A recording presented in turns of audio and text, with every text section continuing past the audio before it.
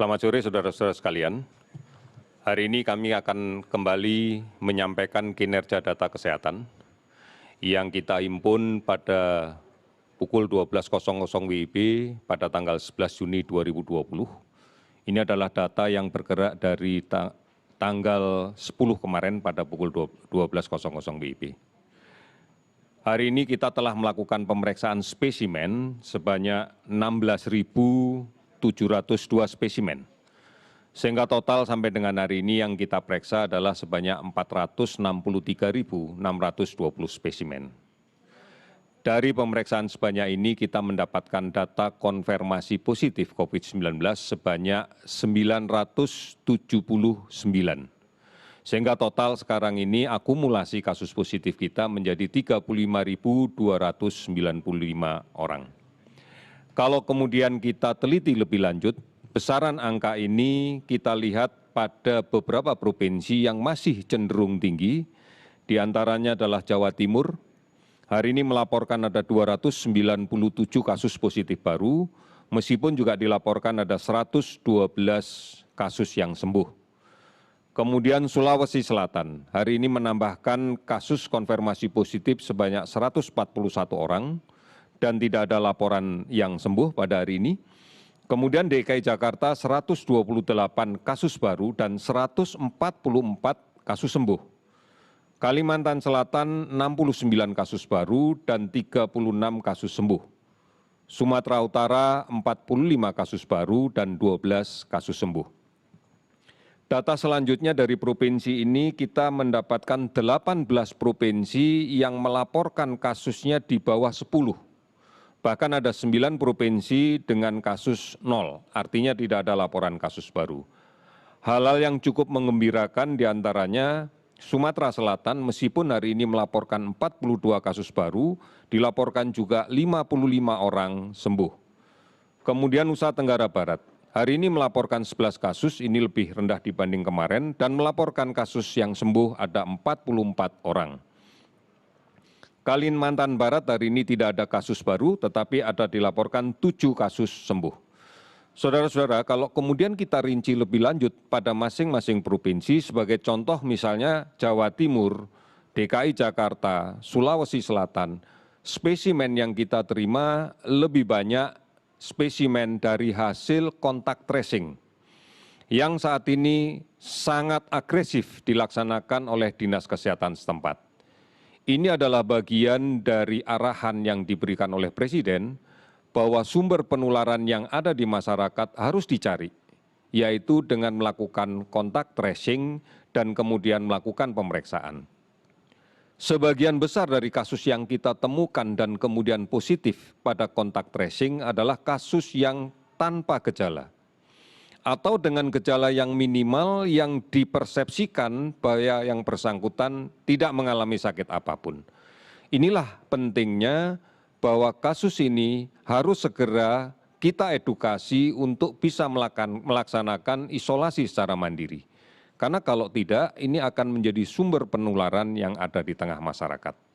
Oleh karena itu, kami mengingatkan kembali bahwa pada kasus-kasus tanpa gejala yang sudah terkonfirmasi positif dari pemeriksaan PCR atau melalui TCM, harus melaksanakan dan mematuhi protokol isolasi mandiri yang ketat.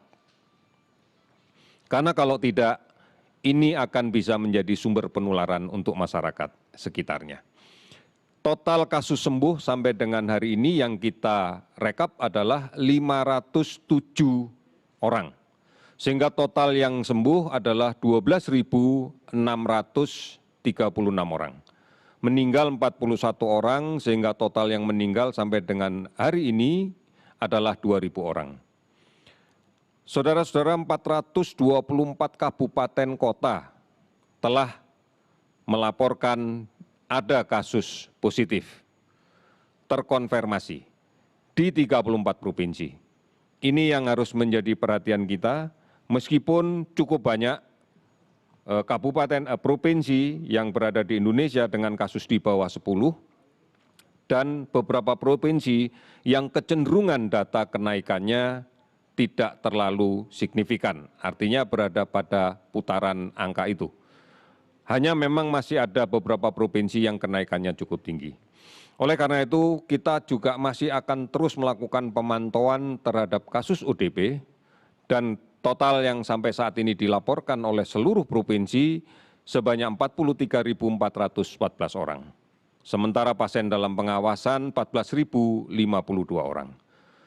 Gambaran ini harus kita yakini bahwa upaya kita untuk aman dengan cara menjaga jarak, menggunakan masker, mencuci tangan adalah cara yang terbaik. Hindari kerumunan. Karena dari kontak tracing yang kita lakukan, seringkali kita tidak bisa mengidentifikasi siapa yang kontak dekat dengan dia karena berasal dari kerumunan. Kita lihat beberapa kejadian kerumunan masyarakat di pasar, kemudian di tempat-tempat tertentu, ini yang memberikan ruang bagi memungkinkannya proses penularan. Oleh karena itu, menjaga jarak dan menghindari kerumunan sesuatu yang penting. Dan dari beberapa data yang kita dapatkan, penggunaan masker yang tidak benar juga berkontribusi terhadap penularan ini. Kita masih sering melihat masyarakat menggunakan masker hanya menutup hidungnya, tidak menutup hidungnya, hanya menutup mulut, tidak hidung. Bahkan ada beberapa yang kemudian hanya menutup dagunya, atau tidak menggunakan secara baik, melepasnya, menyimpannya atau mencucinya. Ini juga menjadi beberapa hal yang harus kita lakukan. Saudara-saudara, keprihatinan kita juga bisa kita dapatkan dari adanya anak-anak balita yang terinfeksi. Ini disebabkan karena tertular oleh orang dewasa yang memiliki mobilitas yang cukup tinggi di luar rumah. Oleh karena itu, mari kita bukan hanya berpikir aman untuk kepentingan sendiri, aman tidak tertular, tapi pastikan bahwa kita juga aman untuk lingkungan kita, bahwa kita juga aman untuk keluarga kita, agar kita tidak menjadi sumber penularan di tengah-tengah keluarga. Kita yakin kita mampu melakukan ini dengan baik. Dibutuhkan komitmen, disiplin, dan kebersamaan terus-menerus. Kita tidak mungkin kemudian berharap hanya orang lain yang melindungi kita, tanpa ada upaya yang sungguh-sungguh bahwa kita pun juga harus melindungi diri kita sendiri. Saudara-saudara, kita meyakini ini dan kita pasti bisa. Kita pasti bisa. Selamat sore, terima kasih.